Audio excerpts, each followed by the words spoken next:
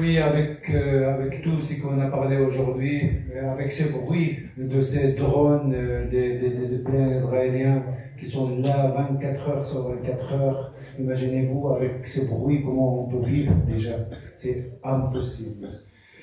Voilà, aujourd'hui on a avec nous Monsieur Jamal. Jamal Kasban, il est de la partie de PS belge francophone. C'est pas la même chose. Oui. Et il est au Parlement de Bruxelles. C'est un membre au Parlement de Bruxelles. Avec nous aussi Nabil Boukeli, aussi c'est un membre de PTB au Parlement fédéral belge.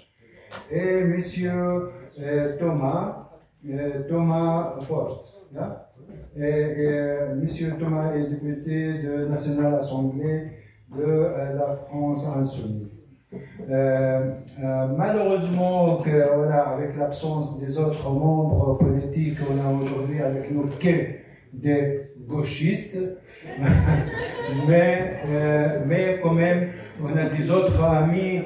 On a des autres amis aussi qui travaillent et qui nous suivent de Greens et des autres partis politiques aussi et de groupes politiques au Parlement européen et au Parlement fédéral. On commence avec Monsieur Jamal. Voilà, Jamal, tu es bien connu par tes positions. C'est que, oui. Oui, là-bas. Tu peux allumer simplement pour répondre. Je dis pourquoi il y a une séparation. Oui, on peut faire un demi. Ah oui, voilà. C'est vrai, il y a une distance. Il y a une distance entre le PS et le PTB. En Palestine. On va mettre un de MR entre eux.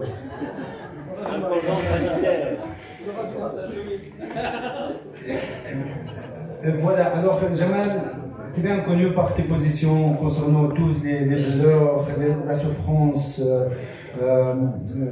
en Palestine, mais ici la question surtout concernant les prisonniers. Est-ce que, allez, raconte-nous la position exacte de votre parti politique ou l'activité politique que vous avez déjà fait et qui concerne les prisonniers palestiniens ou les otages palestiniens en Israël.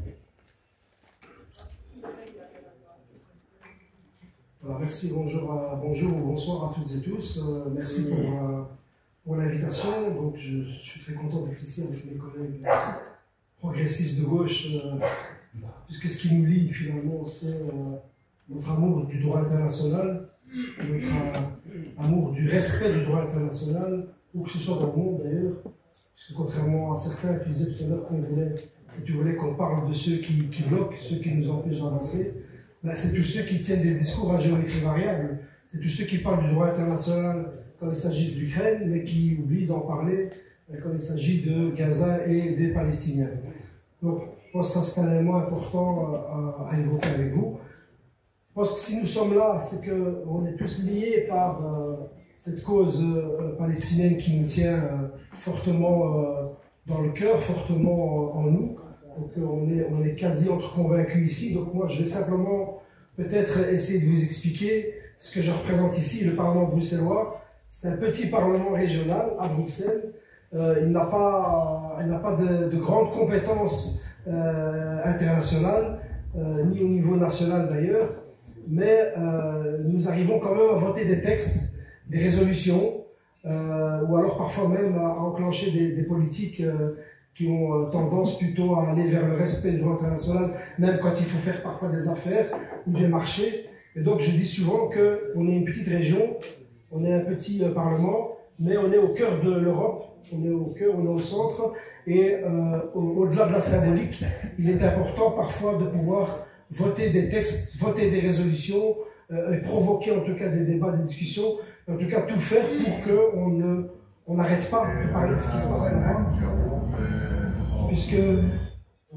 Puisque, encore une fois, beaucoup en parlent depuis le 7 octobre, on sait très bien que le drame palestinien, il a commencé bien avant le 7 octobre. Peut-être juste pour vous donner quelques exemples de textes qu'on a déjà votés au Parlement bruxellois, la région c'est 1 200 000 habitants, c'est 89 députés, et aujourd'hui un Parlement qui est composé par plusieurs formations politiques, dont la mienne, mais un Parlement issu des dernières élections qui a une représentation qui penche clairement à gauche. Donc aujourd'hui, le Parlement bruxellois, si vous prenez les élus du PS belge, des colos, du PTB et puis des autres partis néerlandophones, la gauche pèse clairement, elle est plus importante au Parlement bruxellois. C'est important, je vous le dis de manière, j'insiste pour vous le rappeler, parce que les libéraux francophones aiment à dire et à répéter qu'ils ont gagné les élections et qu'ils sont premier parti. Ben oui, ben ils sont premier parti, mais ils n'ont pas encore la majorité, ni la majorité absolue dans ce Parlement. Jamal, désolé, on va parler vraiment précisément. On va précisément. Ouais. Donc, ça votre position concernant les prisonniers, est-ce que vous avez des étapes, vous avez des projets, est-ce que vous avez des Alors, dans les projets, donc j'y viens. Donc on vote des résolutions au Parlement bruxellois. On en a voté une en février où on appelle clairement à des sanctions à l'égard d'Israël, au respect du droit international. Ici, récemment, on a déposé une autre résolution CPI pour rappeler à la Belgique, l'État national, l'État fédéral, qu'il doit respecter ses engagements et donc procéder à l'exécution des mandats d'arrêt, notamment à l'égard de Netanyahou et toute sa bande. Et par rapport aux prisonniers palestiniens, puisque tu me poses la question, d'abord, moi je considère que les prisonniers palestiniens, ce sont des otages de la colonisation, ce qu'on appelle ça des prisonniers palestiniens.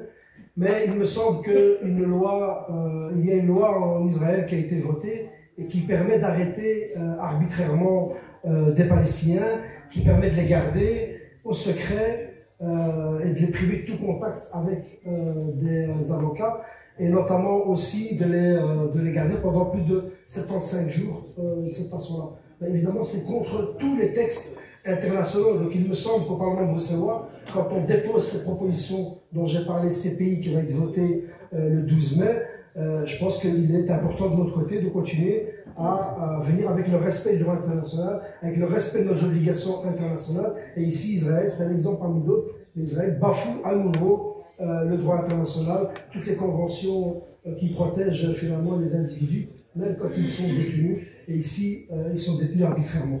Mais j'insiste aussi sur un élément, je l'ai dit l'année dernière également, mais il me semble que même dans le langage que nous utilisons, quand on parle de prisonniers palestiniens, je rappelle que ce sont aussi des otages, ce sont des otages de la colonisation. Et je pense que l'utilisation du langage est importante, puisque on sait très bien qu'Israël joue énormément, la propagande israélienne en Europe, en Belgique, mais surtout en France, joue beaucoup sur les mots. Hein, on parle de prisonniers quand il s'agit de Palestiniens, on parle d'otages quand il s'agit d'Israéliens. Pour quelle raison? Un otage, c'est induit que c'est quelqu'un d'innocent, alors qu'un prisonnier, c'est induit qu'il a forcément fait quelque chose et qu'il aurait été probablement condamné, ce qui n'est pas le cas. Ok, merci Jamal. Nabil, on parle beaucoup ici en Belgique concernant le deal d'échange entre les otages israéliens et les prisonniers palestiniens. Oui, mais aux médias, par exemple, belges ou européens en général, et entre les politiciens, les décisions, les speeches des politiciens, on arrête toujours après le mot libération des otages israéliens, mais on ne parle pas d'autres parties, d'autres parts de deal. C'est un deal de deux parties. On parle des otages, mais on ne parle pas, c'était échangé contre qui en fait. Est-ce que vous avez quelque chose, vous avez fait quelque chose pour clarifier ça ou expliquer ça? Par exemple, au Parlement belge, attendez, mais il y a quelque chose qui ne marche pas comme il faut, quoi. Merci Ahmed, et d'abord bonjour à tous. Je suis vraiment très content et fier d'être parmi vous aujourd'hui. Avant d'aborder la question des prisonniers, je pense que le fait qu'on met cette différence entre prisonniers palestiniens, otages israéliens, ça rentre en fait dans le cadre d'un mythe plus général sur ce que c'est Israël. Israël, elle est perçue ici en Occident, et là je mets une différence entre les peuples et entre les gouvernements et les États. Les gouvernements et les États sont des soutiens inconditionnels à Israël. C'est des alliés d'Israël. L'Union européenne, c'est le premier partenaire économique et commercial d'Israël. Il y a des intérêts économiques, politiques, stratégiques qui sont communs entre les pays européens et Israël, et notamment la Belgique. Et donc, il y a cette cette situation-là pousse les États, les médias et ainsi de suite à entretenir un mythe sur le fait que Israël est un État démocratique qui subit des attaques des États qui l'entourent, et notamment par le peuple palestinien, et qu'il doit se défendre. Et dans cette défense-là, ben voilà, il y a des fois des prisonniers, en tout cas des Palestiniens violents, qui sont arrêtés, qui sont emprisonnés. Et dans l'autre partie, ben, il y a des otages qui sont capturés par les méchants Palestiniens. Et donc ce mythe-là permet en fait d'avoir ce double discours et ce traitement différent entre ce que c'est un prisonnier palestinien et ce que c'est un otage israélien. Et les prisonniers palestiniens sont les premiers otages de la colonisation, parce que avoir des prisonniers politiques, arrêter les résistants, arrêter ceux qui luttent pour la libération nationale, ça fait partie du projet colonial. C'est pas Israël qui l'a inventé. Si on prend toutes les colonisations par le passé, les prisonniers politiques et de facto des otages sont une arme de la colonisation pour étouffer la mobilisation populaire et étouffer cette soif de libération. Et c'est une question centrale, parce que d'un côté, ça permet de défendre les droits démocratiques du peuple palestinien, mais d'un autre côté, ça permet de montrer le vrai visage de ce que c'est Israël. Israël est tout sauf un État démocratique. Rien que par le fait que ce soit un État colonial, il ne peut pas être démocratique. La colonisation est toujours une dictature contre ceux qui sont colonisés. Donc l'objectif, c'est aussi de casser ce mythe, de dire qu'Israël est un État démocratique. Un État démocratique ne peut pas avoir des lois ethniques dans lesquelles un juif a plus de droits que tous les autres. Un État démocratique, c'est un État universel. C'est un État dans lequel tout le monde peut jouir des mêmes droits et des mêmes devoirs. Ce n'est pas le cas d'Israël. Un État démocratique, ce n'est pas un État qui commet un génocide sans aucune, en toute impunité internationale. Donc, il faut d'abord casser ce mythe de l'État démocratique, et ça passe par la lutte pour les droits des prisonniers palestiniens. Et là-dessus, je reviens à ta question plus précise sur la position de mon parti là-dessus. Je pense qu'elle est claire. Les prisonniers palestiniens sont considérés comme des prisonniers politiques dans le cadre d'une colonisation. Donc, c'est des prisonniers illégaux. Je rappelle juste qu'il y a un tiers des prisonniers palestiniens qui sont détenus sans aucune condamnation, de manière complètement arbitraire. C'est-à-dire ils ne savent même pas pourquoi ils sont détenus, ils ne savent même pas de quoi ils sont accusés. Donc ça, on ne peut pas parler de prisonniers de manière, on va dire, classique. Donc ça, c'est notre position. Et d'ailleurs, là-dessus, on a quand même pas mal agi. Et là, je vais répondre aussi à la question que tu as dit tout à l'heure sur l'attitude des autres partis. Moi, j'ai présenté plusieurs textes sur la question palestinienne, que ce soit sur des sanctions contre Israël, des textes sur la question de l'apartheid, pour un embargo militaire, pour la suspension de l'accord d'association entre l'Union européenne et Israël, sur les journalistes qui se font tuer en Israël. Israël, c'est le pays qui tue le plus de journalistes dans le monde. Si on veut parler de démocratie, une démocratie ne ferait pas ça. Donc, je présentais aussi des textes pour défendre les journalistes, et aussi un texte sur la question des prisonniers palestiniens, parce que j'avais rencontré à l'époque une délégation des prisonniers palestiniens et on a discuté sur l'élaboration d'un texte. Ce texte a été finalement finalisé, je l'ai déposé, mais le problème, c'est que quand on arrive au Parlement, il y a toute une manœuvre et plusieurs manœuvres des autres partis qui, eux, dans les médias, dans le public, ils vont parler en disant que oui, il faut trouver une solution pour le conflit, il faut défendre le droit international et ainsi de suite. Mais dans la pratique, ils font exactement le contraire, parce qu'ils prennent position clairement pour l'État d'Israël, puisqu'ils ne prennent aucune mesure pour faire respecter le droit international. Et les textes qui sont présentés, moi j'ai un texte sur les prisonniers palestiniens qui est là depuis 3 ans dans le Parlement. Mais au moment où les discussions arrivent au Parlement, on trouve toujours des manœuvres pour que les textes ne soient pas discutés, ou pour qu'ils ne soient pas votés. La dernière fois, c'était avant le 7 octobre. On va parler de ces projets, c'est très important, parce que peut-être vous êtes un des vraiment très rares partis politiques en Europe qui a déposé déjà des projets qui parlent des prisonniers. On va revenir vers ça. Thomas, s'il te plaît. Ok, je laisse la parole. Oui, s'il te plaît. Oui, on revient chez toi, Nabil. Thomas, alors s'il te plaît, on voit le conflit entre Macron et l'insoumise, la France et l'insoumise. On voit ce conflit après les élections. Mais voilà, alors le gouvernement français parle beaucoup maintenant des droits des Palestiniens, il parle beaucoup d'une conférence de paix à Paris, il parle beaucoup, il est actif, il est hyper actif pour une partie des Palestiniens par exemple. Mais l'insoumise aussi sur terrain et il fonctionne très bien, on voit les drapeaux palestiniens dans les manifestations partout en France. Est-ce que la Palestine a pu unir la France et unifier, faire unité France, faire la paix entre vous et Macron, par exemple? Je te remercie pour cette question facile.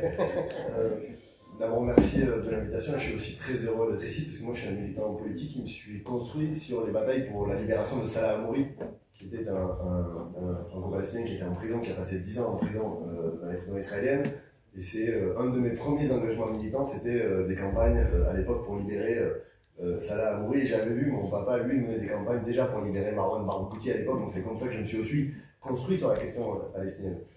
Aujourd'hui, il faut faire une différence. Tu parles de l'unité, comment on construit, comment est-ce que la question palestinienne elle peut unir le peuple français, ou en tout cas est-ce qu'elle peut rassembler la classe politique.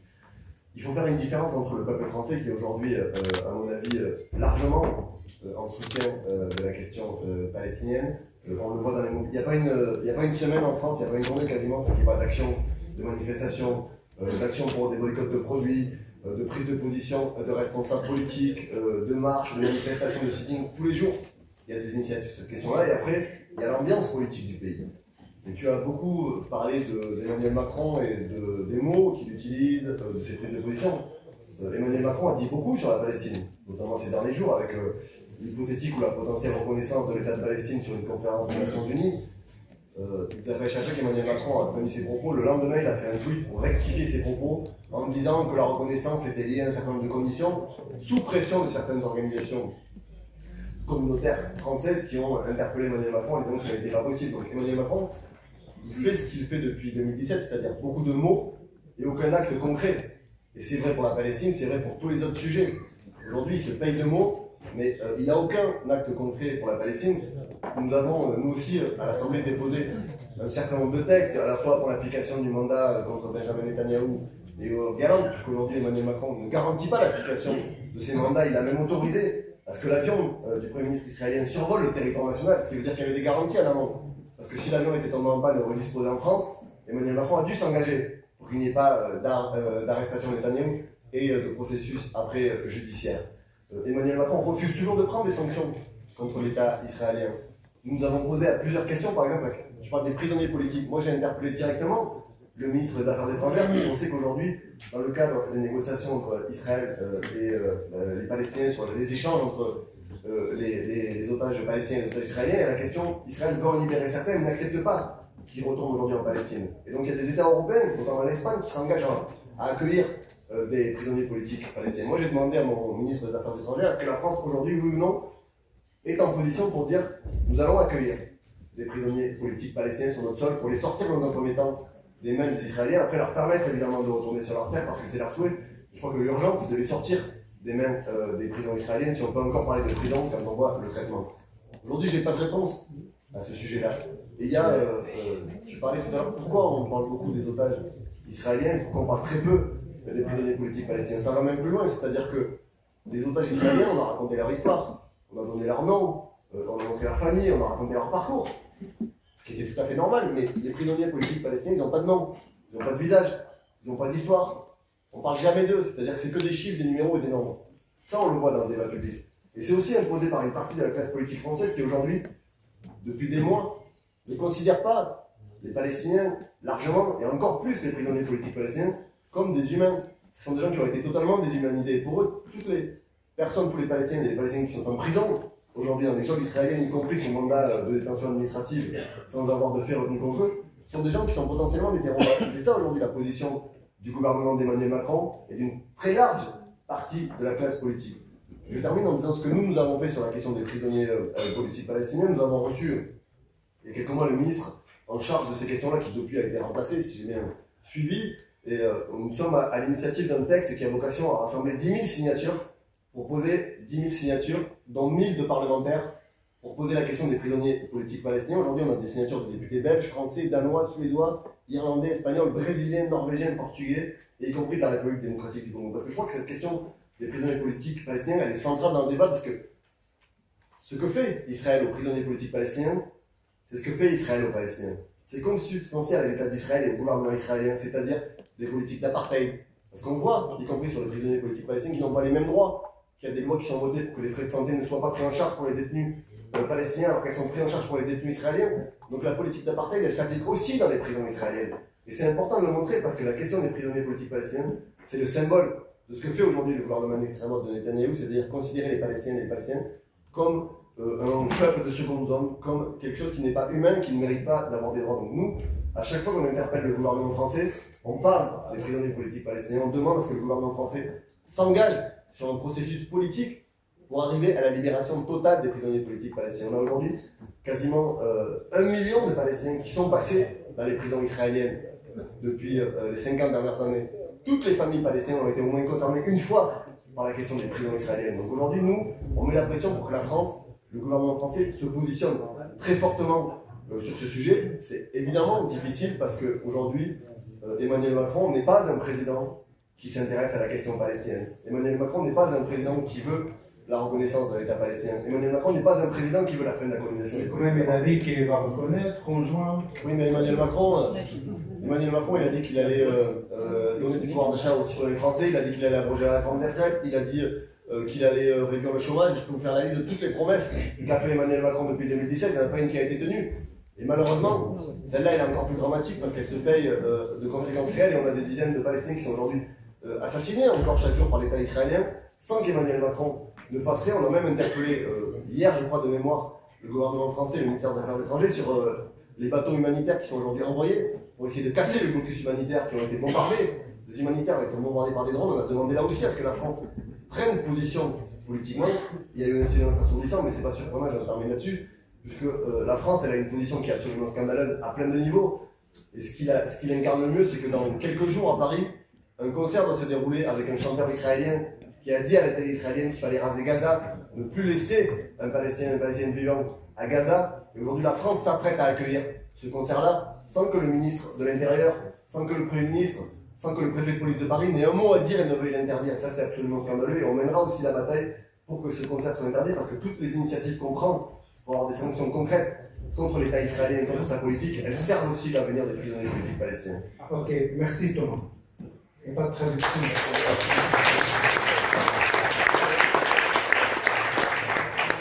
لازم واحد يضل شغال. لا ترجم على واحد. اوكي. وي الترجمه الى traduction او الترجمه على رقم واحد. Translation on number 1, channel number 1. اوكي نبيل. واحد من المواقف جو vais le dire aussi en français. واحد من المواقف اللي استفزت الاوروبيين او المواقف اللي تشبثوا فيها مسكوا فيها علشان يخوضوا الحرب ضد روسيا كانت، والاخطر بالنسبه لهم، كانت اختطاف اطفال اوكرانيين من اوكرانيا الى روسيا. الامر الذي يحدث يوميا في فلسطين، اولا اختطاف الاطفال الفلسطينيين من الاراضي المحتله الى اراضي الدوله التي تحتل، وهذا اول مشكل قانوني. ثانيا ما يجري من اختطاف للاطفال من غزه وبحكم الاختطاف والتغييب القسري او الاخفاء القسري. هذه الجريمه هل تتوقع ان تاخذ صدى لو تعاملنا معها بنفس المقاييس الاوروبيه بالشان الاوكراني وطبقنا النظريه على اطفال فلسطين المختطفين من غزه ومن الضفه؟ On parle des enfants kidnappés de Gaza vers Israël comme l'état d'occupation, un crime comme c'est celui-là, exactement ce qui s'est passé avec les enfants ukrainiens kidnappés vers la Russie, qui a fait une guerre contre la Russie à cause de ça. Voilà, je demande un avis, s'il te plaît. Mais ce qui se passe avec les enfants palestiniens pourrait avoir le même impact que ce qui s'est passé avec les enfants ukrainiens si les États européens agissaient par le principe des droits humains, le respect des droits humains, le respect du droit international. S'ils agissaient par les principes qu'ils prétendent défendre, c'est-à-dire les valeurs européennes et des droits humains, oui, peut-être qu'ils agiraient de la même manière, mais ça ne sera pas le cas. Ça ne sera pas le cas pour la simple raison, c'est que le moteur de l'action des États européens n'est pas les droits humains, n'est pas des valeurs, c'est des intérêts. Ils défendent leurs intérêts stratégiques, économiques et politiques. Et à partir du moment où la Russie est un adversaire politique et stratégique, oui, tout ce qui se passe en Ukraine peut être un bon moyen pour s'attaquer à la Russie. Je ne dis pas que la Russie n'a pas commis de crime en Ukraine, mais c'est juste que la réaction vis-à-vis de ces crimes, elle est à géométrie variable et elle est hypocrite. En fonction, si ceux qui sont attaqués, ou si ceux qui attaquent, c'est les Russes, ben on va agir de manière très virulente. Mais si ceux qui attaquent, c'est les Israéliens, qui sont des alliés du gouvernement européen, qui ont des intérêts communs avec les États européens, ben la réaction ne sera pas la même. Et c'est là où il y a une hypocrisie. Je rappelle juste que en Palestine, on a tué pendant l'agression sur Gaza, on a tué beaucoup plus d'enfants que dans tous les conflits internationaux ces dernières années. Ça veut dire que si on rassemble tous les conflits dans le monde entier, là où il y a de la guerre, on a tué des enfants, on n'a pas tué plus d'enfants que ce que Israël a fait en Palestine. Donc rien que ça, normalement on devrait mobiliser toutes les forces pour agir, mais ils ne le feront pas. La seule chose qui peut pousser les États européens, et c'est pour ça que moi je garde espoir, et il faut garder cet espoir-là, la seule chose qui peut les pousser à agir dans ce sens, c'est la pression qu'on peut faire et qu'on peut mettre de la rue. La pression de la rue, la pression des institutions, la pression des associations.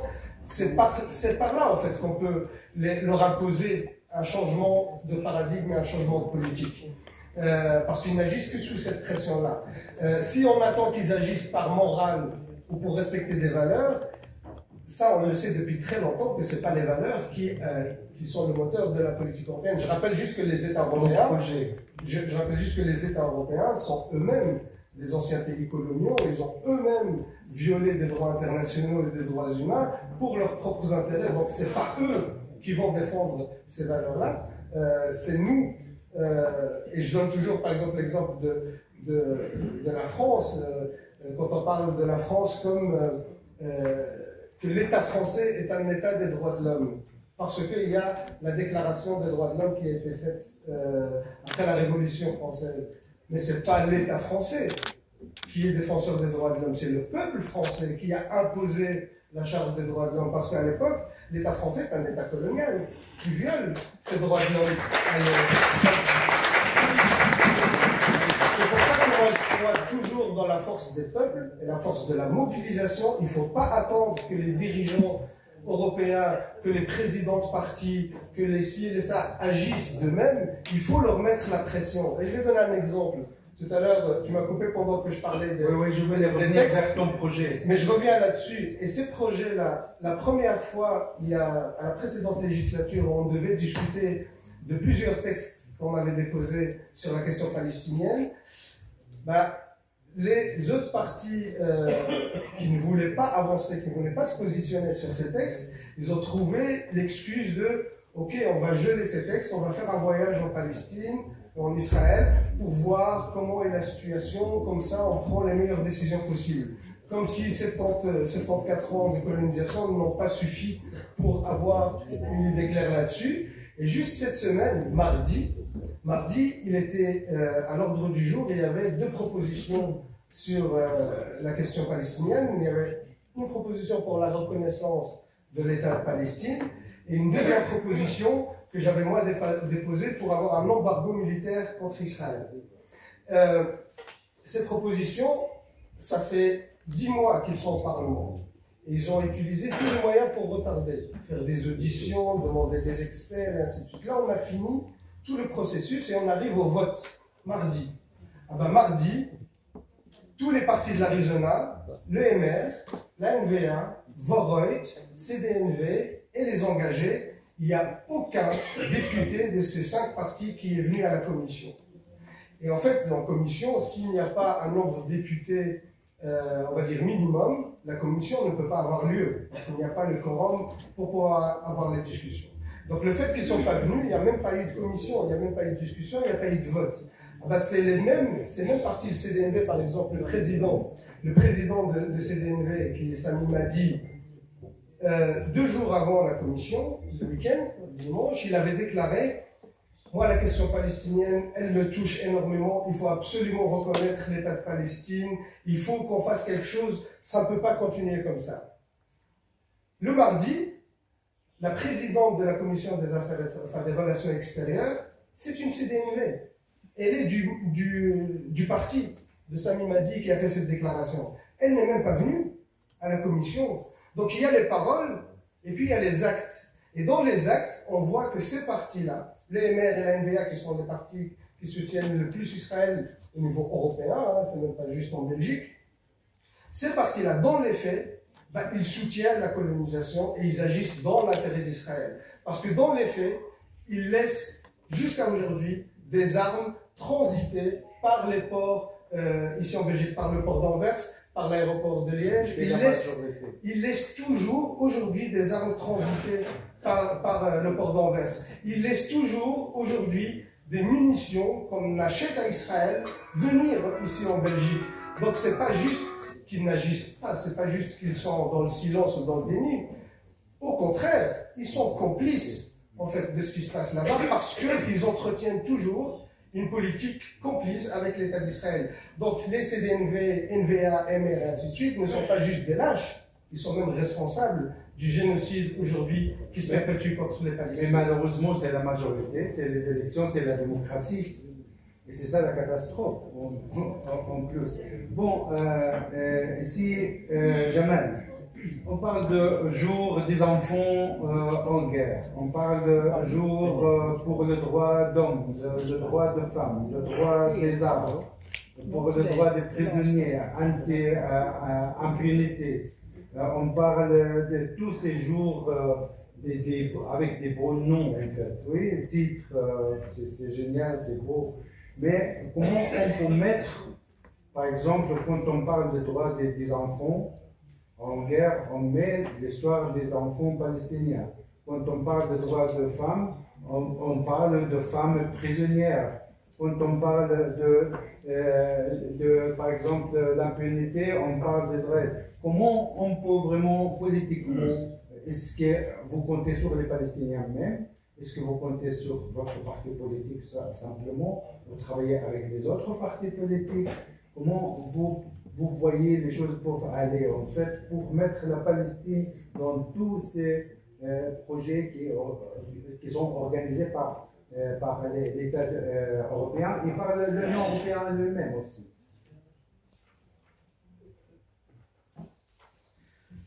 Oui, donc en fait, moi je n'ai pas la prétention de dire que mon parti ou un parti politique va réussir à mettre à l'agenda la Palestine et le projecteur sur la Palestine.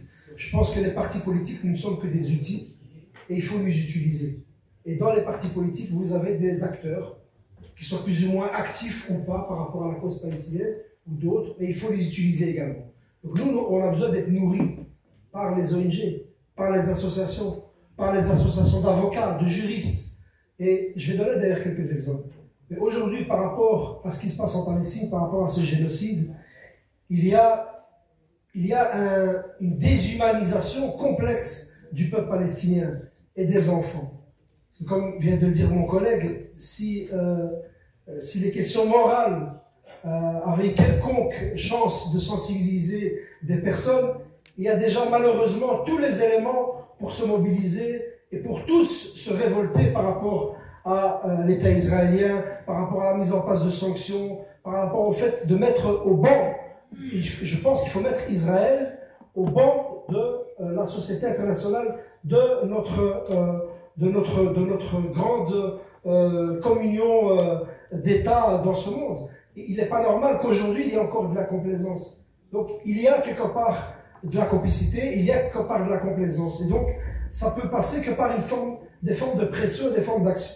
Et je vais donner juste quelques exemples concrets. Moi je vais plutôt être dans le pratico-pratique, simplement. Notre collègue ici a parlé de la France. Et c'est vrai que ce qui se passe en France, c'est abominable par rapport aux pressions, au lobby sioniste, c'est important. Et attention de croire qu'en Belgique, on pourrait être épargné ou croire que c'est moins fort ici. C'est pas vrai. C'est pas moins fort ici. Ici, en Belgique, vous avez un président de parti de droite qui a déclaré sans scrupule que l'opération des beepers qui ont été explosés par les Israéliens, c'était un coup de génie. Donc il y a un président de parti libéral qui aujourd'hui n'a toujours pas été inquiété après cette déclaration horrible. Le gars, il a légitimé des assassinats ciblés. Il a légitimé en fait des actes de terrorisme. L'explosion de beepers, premier élément. Deuxième élément, le même président de parti de droite a déclaré il y a peu dans un débat devant des étudiants, il a déclaré qu'il n'y avait pas de génocide en Palestine parce que depuis 70-80 ans, eh bien, la population palestinienne a quadruplé. Donc la démographie palestinienne a explosé. Et donc pour lui, il en déduit qu'il n'y a pas de génocide à Gaza. Mais c'est un scandale comme déclaration. Eh bien, je trouve que dans des partis politiques, il y a des actions à mener au niveau du droit, au niveau de la justice, et c'est extrêmement important. Et je terminerai aussi avec un autre élément. Un autre élément qui est aussi, je trouve, aussi important. J'en discutais tout à l'heure d'ailleurs avec un de mes collègues français. Le 7 octobre, on a eu cette fameuse date du 7 octobre où les gens ont découvert soudain que Gaza était occupé. Mais avant le 7 octobre, au Parlement bruxellois, à l'initiative des partis de droite, il y a un texte qui avait été déposé qui vise à lutter plus efficacement contre l'antisémitisme. C'est important cet exemple-là. Je voudrais quand même un instant attirer votre attention là-dessus. Avant le 7 octobre, un texte a été déposé qui visait à lutter contre l'antisémitisme. Ce texte, en fait, visait en réalité à criminaliser toute critique d'Israël. Eh bien, ce texte a fait son chemin. Il est arrivé en commission le 10 octobre, donc 3 jours après les attaques du 7 octobre. Le 10 octobre, eh bien, il a fallu l'union des forces de gauche au Parlement. On a pu compter sur toutes les forces de gauche au Parlement pour modifier ce texte complètement. On a été jusqu'à modifier même le titre pour empêcher ça, parce qu'on voulait nous imposer un texte qui aurait criminalisé toute critique d'Israël. Et ça, c'est vraiment, pour moi, le début de la fin. Si on laisse passer ce genre de choses, on laisse passer toute possibilité légitime et démocratique de critiquer ce que fait Israël, qui se comporte comme un État voyou. Merci, Jamal. Thomas, dernière question, et après, après la réponse de Thomas, peut-être on va avoir 2 ou 3 questions de salle, mais vite fait, pour action-réaction, s'il vous plaît, parce que j'ai demandé simplement 10 minutes maximum pour qu'on termine. Thomas, s'il te plaît, alors, est-ce que le niveau de crime israélien contre les Palestiniens n'est pas encore assez provoquant? Qu'est-ce qui se passe? Parfois on se demande et on se réveille le matin en disant ça peut pas être pire, ou qu'est-ce qu'il faudra d'autre pour que les États réagissent. On croit toujours avoir atteint un seuil d'horreur, et au final, le lendemain, le seuil est encore dépassé. Et je crois qu'aujourd'hui, ça a été dit par mes collègues, mais c'est pas... Si la boussole de l'Union européenne, de nos gouvernants, c'était la question de l'orientation et de la morale, ça fait longtemps qu'Israël aurait été sanctionné et qu'Israël aurait été au banc des nations. Aujourd'hui, et je rejoins ce qui a été dit, si on veut que ça bouge, évidemment, il y a des organisations politiques, il y a des parlementaires, il y a des députés qui s'engagent, mais il faut qu'il y ait une mobilisation citoyenne qui soit massive. C'est ça qui a fait bouger, y compris à l'époque de l'Afrique du Sud, qui a été isolée sur la scène internationale pour son régime d'apartheid. C'est parce qu'il y a eu des politiques de boycott sur les compétitions sportives. On a l'Eurovision dans quelques jours, on a Israël qui va s'en servir pour se blanchir, alors qu'on n'a toujours pas l'exclusion de la candidate israélienne, comme nous l'avons demandé par exemple avec Rima Hassan. Je sais que dans la salle, il y a Imen Habib qui s'occupe de BDS France et qui mène des actions assez incroyables. Tout ça, il faut l'accélérer, il faut mener une organisation des citoyens massive. C'est ça qui va permettre d'isoler Israël qui va aussi faire plier les responsables politiques. Parce que ceux qui nous gouvernent, ils réfléchissent de manière binaire, c'est-à-dire en termes électoraux, en termes d'élection, en termes de comment ils vont pouvoir conserver leur poste. C'est ça qui anime la plupart des responsables politiques. Et aujourd'hui, si on a des gens qui disent qu'ils vont pratiquer y compris un boycott électoral et qu'ils ne vont pas aller voter pour des candidats qui n'ont pas pris position pour le droit international, pour le peuple palestinien, pour la justice, c'est comme ça qu'on les fait bouger. C'est parfois navrant, ça peut être désolant, mais c'est aussi une réalité politique qui est face à nous. Moi, je vais juste terminer pour qu'on puisse répondre aux questions. Je ne peux pas ne pas évoquer aujourd'hui la situation du plus vieux prisonnier politique européen qui est dans les prisons françaises, qui s'appelle Georges Ibrahim Abdallah, qui est libérable depuis 1999.